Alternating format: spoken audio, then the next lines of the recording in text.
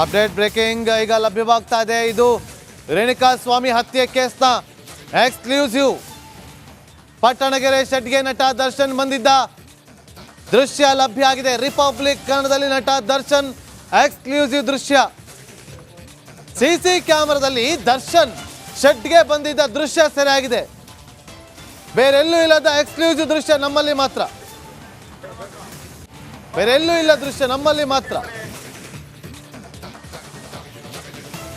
ನೋಡಿ ಅಲ್ಲಿ ಈ ದೃಶ್ಯ ಬೇರೆ ಯಾರ ಬಳಿಯೂ ಇಲ್ಲ.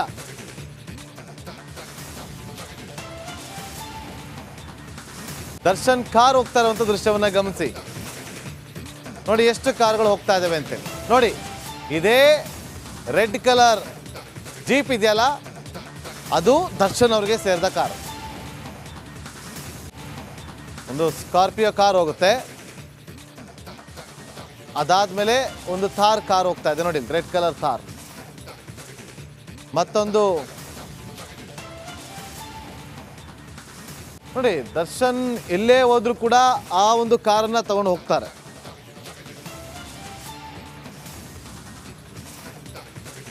ದೃಶ್ಯಗಳಲ್ಲಿ ಗಮನಿಸ್ತಾ ಇದ್ದೀವಿ. ಪಟ್ಟಣಗೆರೆ ಶೆಡ್ ಬಳಿಯ ಸಿಸಿ ಕ್ಯಾಮೆರಾದಲ್ಲಿ ಸೆರೆಯಾಗಿರುವಂಥ ದೃಶ್ಯ ಅದು. ನೋಡಿ ಎಷ್ಟೊತ್ತಿಗೆ ಭಾನುವಾರ 9ನೇ ತಾರೀಕು 3:27 ಬೆಳಗ್ಗಿನ ಜಾವ 3:27. 8ನೇ ತಾರೀಕು ಚಿತ್ರದುರ್ಗದಿಂದ ಸಂಜೆ 6:30 ಸುಮಾರಿಗೆ ಅಲ್ಲಿಂದ ಕರ್ಕೊಂಡು ಬರ್ತಾರೆ. ರೇಣುಕಾ ಸ್ವಾಮಿಯನ್ನ ಕರ್ಕೊಂಡು ಬಂದು ಇಲ್ಲಿ ಶೆಡ್ಡಲ್ಲಿ ಇರ್ತಾರೆ, ಶೆಡ್ಡಲ್ಲಿ ಇರಿಸ್ತಾರೆ. ಶೆಡ್ಡಲ್ಲಿ ಎಲ್ಲ ಸೇರ್ಕೊಂಡು ಚಿತ್ರಹಿಂಸೆ ಕೊಟ್ಟು ಆತ ಸತ್ತ ಅಂತ ಗೊತ್ತಾದ ಮೇಲೆ ತಗೊಂಡೋಗಿ ಕಾಮಾಕ್ಷಿ ಪಾಳ್ಯದ ಮೋರಿ ಬಳಿ ಬಿಸಾಕ್ಬಿಟ್ಟು ಬರ್ತಾರೆ. ಬಿಸಾಕ್ಬಿಟ್ಟು ಬಂದು ನಾವೇ ಮಾಡಿದ್ದು ತಪ್ಪಾಗೋಯ್ತು ಅಂತೇಳಿ 2-3 ಜನ ಹೋಗಿ ಸರೆಂಡರ್ ಆಗ್ತಾರೆ. 3 ಗಂಟೆವರೆಗೂ ಏನ್ ಮಾಡ್ತಾ ಇದ್ರು ದರ್ಶನ್? 3 ಗಂಟೆವರೆಗೂ ಎಲ್ಲಿದ್ರು ನೋಡಿ. ಈಗ ಅಲ್ಲಿ ವಿನಯ್ ಅಂತೇಳಿ ಹೆಸರು ಕೇಳಿ ಬರ್ತಾ ಇದೆಯಲ್ಲ, ಅವರ ಒಂದು ಹೋಟೆಲ್ ಇದೆ, ರೆಸ್ಟೋರೆಂಟ್ ಇದೆ.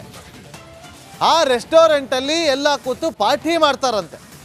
ಪಾರ್ಟಿ ಮಾಡಿದ ಬಳಿಕ 3 ಗಂಟೆ ಸುಮಾರಿಗೆ ಇಲ್ಲಿಗೆ ಬರ್ತಾರೆ. ಬಂದು ಚಿತ್ರ ಹಿಂಸೆ ಕೊಟ್ಟಿದ್ದಾರೆ. ನೋಡಿ ಇಲ್ಲಿ ನಿಮಗೆ ಮಾರ್ಕ್ ಮಾಡಿ ತೋರಿಸ್ತಾ ಇದ್ದೀವಿ. ಒಂದು ರೆಸ್ಟೋರೆಂಟ್ನ ಮಾಲೀಕ, ಪಬ್ನ ಮಾಲೀಕ,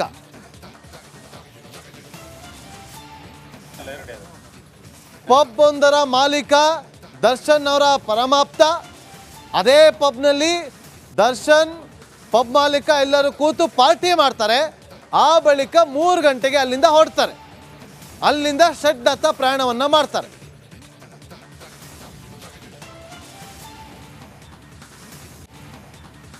ಮತ್ತಷ್ಟು ಮಾಹಿತಿಯನ್ನು ಕೊಡೋದಕ್ಕೆ ನಮ್ಮ ಕ್ರೈಮ್ ರಿಪೋರ್ಟರ್ ನಾಗರಾಜ್. ನೋಡಿ ನಾಗರಾಜ್ ಹಿಂಬದಿಯಲ್ಲಿ ಎಷ್ಟು ಜನ ಸೇರಿದ್ದಾರೆ ಅಂತೇಳಿ.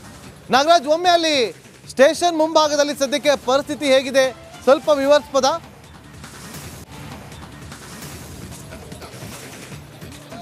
ಖಂಡಿತ ನಾಗೇಂದ್ರ, ಏನು ದರ್ಶನ್ ಸೇರಿದಂತೆ ಒಟ್ಟು 13 ಜನರ ಬಂಧನ ಪ್ರಕರಣಕ್ಕೆ ಸಂಬಂಧಿಸಿದಂತೆ ಪೊಲೀಸರು ಒಂದು ತನಿಖೆಯನ್ನು ತೀವ್ರಗೊಳಿಸಿರ್ತಾ ಇರ್ತಕ್ಕಂಥದ್ದು. ಜೊತೆಗೆ ಅವರನ್ನು ಏನು ಇವತ್ತು ನ್ಯಾಯಾಧೀಶರ ಎದುರು ಹಾಜರುಪಡಿಸಬೇಕು, ಅದಕ್ಕೆ ಬೇಕಾದಂಥ ಎಲ್ಲ ಸಿದ್ಧತೆಗಳನ್ನು ಮಾಡ್ಕೊಂಡಿರ್ತಕ್ಕಂಥದ್ದು. ನೀವು ಸ್ಟೇಷನ್ ಆವರಣವನ್ನು ನೋಡ್ಬೋದು. ಒಂದು ಕಡೆ ಮಾಧ್ಯಮಗಳು, ಜೊತೆಗೆ ಪೊಲೀಸರು ಸಾಕಷ್ಟು ವೆಸ್ಟ್ ಡಿವಿಷನ್ನಲ್ಲಿರ್ತಕ್ಕಂಥ ಅಷ್ಟು ಪೊಲೀಸರನ್ನು ಇಲ್ಲಿಗೆ ನಿಯೋಜನೆ ಮಾಡಿಕೊಂಡು, ತನಿಖಾಧಿಕಾರಿಗಳನ್ನು ನಿಯೋಜನೆ ಮಾಡಿಕೊಂಡು ಒಂದು ತೀವ್ರಗತಿಯಲ್ಲಿ ತನಿಖೆಯನ್ನು ನಡೆಸ್ತಾ ಇರ್ತಕ್ಕಂಥದ್ದು. ಅದರಲ್ಲೂ ಪ್ರಮುಖವಾಗಿ ನಟ ದರ್ಶನ್ ಅನ್ನೋ ವಿಚಾರಣೆಯನ್ನು ಖುದ್ದು ಪಶ್ಚಿಮ ವಿಭಾಗದ DCP ಗಿರೀಶ್ ಅವರು ನಡೆಸ್ತಾ ಇರ್ತಕ್ಕಂಥದ್ದು. ಈ ಒಂದು ಪರಿಸ್ಥಿತಿಯಲ್ಲಿ ಅವರನ್ನು ಕೂಡಲೇ ನ್ಯಾಯಾಲಯಕ್ಕೆ ಹಾಜರುಪಡಿಸಿ ಕಸ್ಟಡಿಗೆ ಪಡೆದುಕೊಳ್ಬೇಕು ಅಂತಂತೇಳಿ ಇದನ್ನು ಪೊಲೀಸರು ಸಿದ್ಧತೆಗಳನ್ನು ಮಾಡಿಕೊಂಡಿರ್ತಕ್ಕಂಥದ್ದು. ಅಲ್ಲದೆ ಏನು ಈ ಒಂದು ಪ್ರಕರಣದಲ್ಲಿ ಮತ್ತಷ್ಟು ತನಿಖೆಯ ಅವಶ್ಯಕತೆ ಇದೆ. ಯಾಕಂತಂದರೆ ಸಾಕ್ಷ್ಯ ನಾಶ ಹಾಕಿರೋದ್ರಿಂದ ಸಾಕಷ್ಟು ಘಟನೆಗೆ ಸಂಬಂಧಿಸಿದಂತೆ ಸಾಕ್ಷ್ಯಗಳು ನಾಶ ಆಗಿದ್ದಾವೆ. ಅವುಗಳನ್ನು ರೀಕಲೆಕ್ಟ್ ಮಾಡಬೇಕು.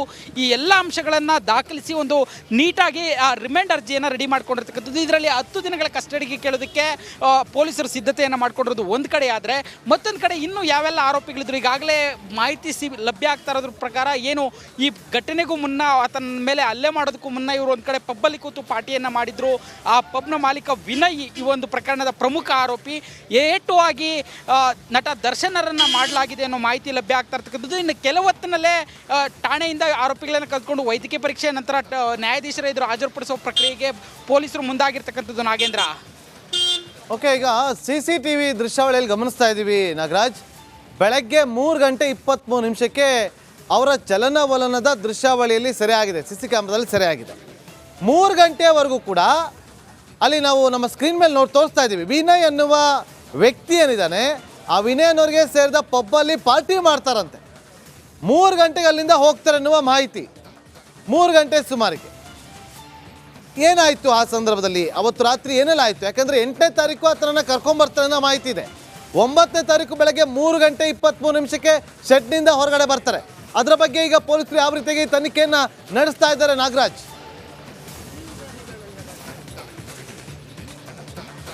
ಖಂಡಿತ ನಾಗೇಂದ್ರ, ಯಾಕಂತಂದ್ರೆ ಏನು ಆತನನ್ನು ಬೆಳಗ್ಗೆ 10 ಗಂಟೆಗೆ ಒಂದು ಚಿತ್ರದುರ್ಗದಿಂದ ಕರೆದುಕೊಂಡು ಬರ್ತಾರೆ. ರೇಣುಕಾ ಸ್ವಾಮಿಯನ್ನು ಕರೆದುಕೊಂಡು ಬಂದ ನಂತರ ಇಲ್ಲಿ ಸಾಕಷ್ಟು ಹಲ್ಲೆ ಆಗುತ್ತೆ ಏನೋ ಒಂದು ಪಟ್ಟಣಗೆರೆ ಶೆಡ್ನಲ್ಲಿ.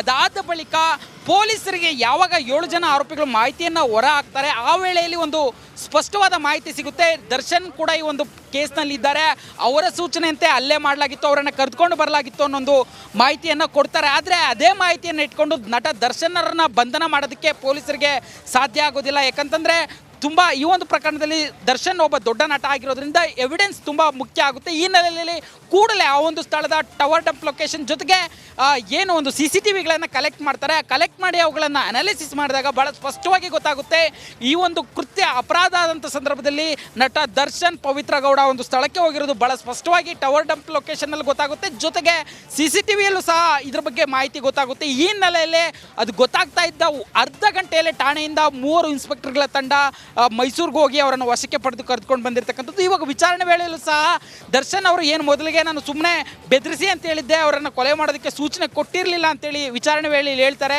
ಈ ವೇಳೆಯಲ್ಲಿ ಏನು ಪಶ್ಚಿಮ ವಿಭಾಗದ DCP ಅವರು ಟವರ್ ಡಂಪ್ ಲೊಕೇಶನ್ ಜೊತೆಗೆ CCTVಗಳನ್ನು ಮುಂದೆ ಇಟ್ಟು ನೀವು ಯಾವುದೇ ಮುಚ್ಚುಮರೆ ಮಾಡಬೇಡಿ, ನೀಟಾಗಿ ತನಿಖೆಗೆ ಏನೆಲ್ಲ ಆಯಿತು ಅನ್ನೋದನ್ನು ನೀವೇ ಖುದ್ದು ವಿವರಿಸಬೇಕು ಅಂತೇಳಿ ಅವರ ಸ್ವಯಂ ಹೇಳಿಕೆಯನ್ನು ದಾಖಲಿಸಿಕೊಂಡಿರ್ತಕ್ಕಂಥದ್ದು. ಸದ್ಯಕ್ಕೆ ಈ ರೀತಿಯಾಗಿ ವಿಚಾರಣೆ ಮುಂದುವರಿತಾ ಇದ್ದು, ಇನ್ನು ಕೆಲವೇ ಕ್ಷಣಗಳಲ್ಲಿ ಅವರನ್ನು ಠಾಣೆಯಿಂದ ನ್ಯಾಯಾಧೀಶರ ಎದುರು ಹಾಜರುಪಡಿಸುವ ಒಂದು ಪ್ರಕ್ರಿಯೆಗೆ ಕರೆದುಕೊಂಡು ಹೋಗೋ ಸಾಧ್ಯತೆ ಇರತಕ್ಕಂಥದ್ದು. ನಾಗೇಂದ್ರ, ಥ್ಯಾಂಕ್ ಯು ನಾಗರಾಜ್ ನಿಮ್ಮೆಲ್ಲ ಮಾಹಿತಿಗಾಗಿ.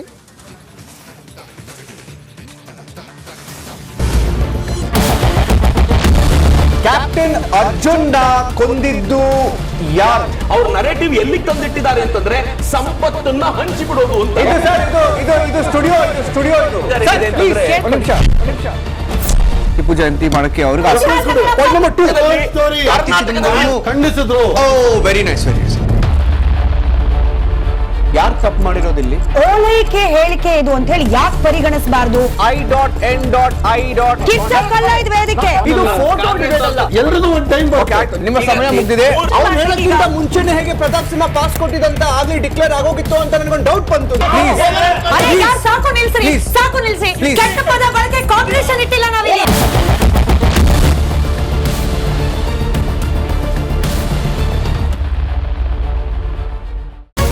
ರಿಪಬ್ಲಿಕ್ ವರ್ಡ್ ಆಪ್ ಇದು ಕೇವಲ ಅಪ್ಲಿಕೇಶನ್ ಅಲ್ಲ, ಸಮಗ್ರ ಸುದ್ದಿಗಳ ಸಂಪರ್ಕ ಮಾರ್ಗಕ್ಕೆ ಕ್ರಾಂತಿಕಾರಿ ಬದಲಾವಣೆ.